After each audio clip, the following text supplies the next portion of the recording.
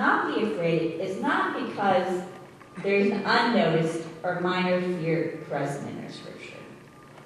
Jesus in the Gospel of Matthew time and time says to others, don't be afraid.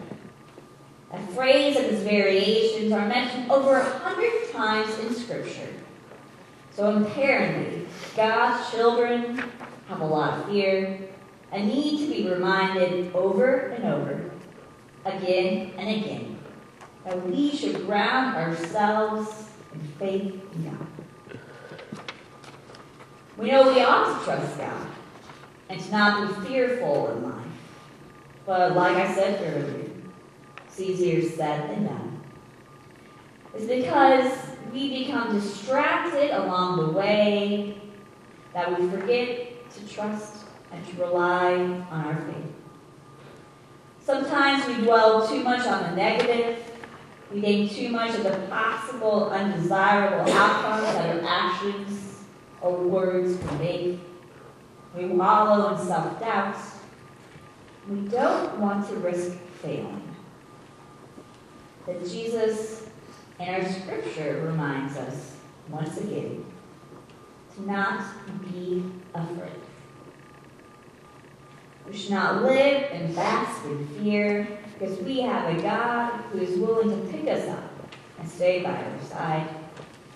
Having a God like that, now it doesn't mean a life will be hunky-dory, or that there will not be significant trials in life.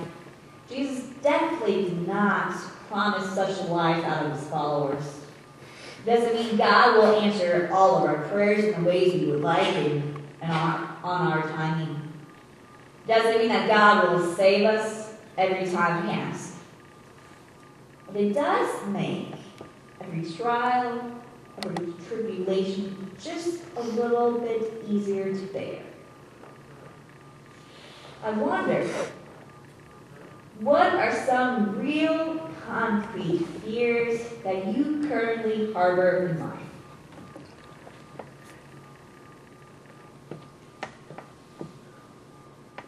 And how is the burden of holding on to them affecting your life and your relationship with others, especially God?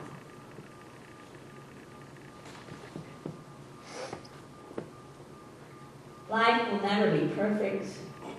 We will never have a complete faith without some element of doubt and fear. Our scripture reminds us that when we are living in the trenches of fear, there is a better way to live, and it's with full trust and faith in God.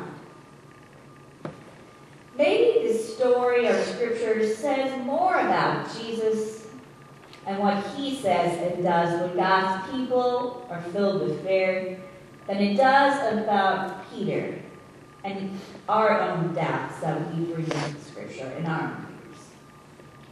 The Scripture is one that depicts a miracle, but maybe the real miracle is not Jesus walking on the water, but Jesus reaching out his hand to Peter when he feared for his life. Maybe the real miracle that we can experience today is a chance to live into an all-encompassing peace that comes from breaking through fear and grasping the hand of God to guide us and to support us through the rocky waves of life. And the whole church said,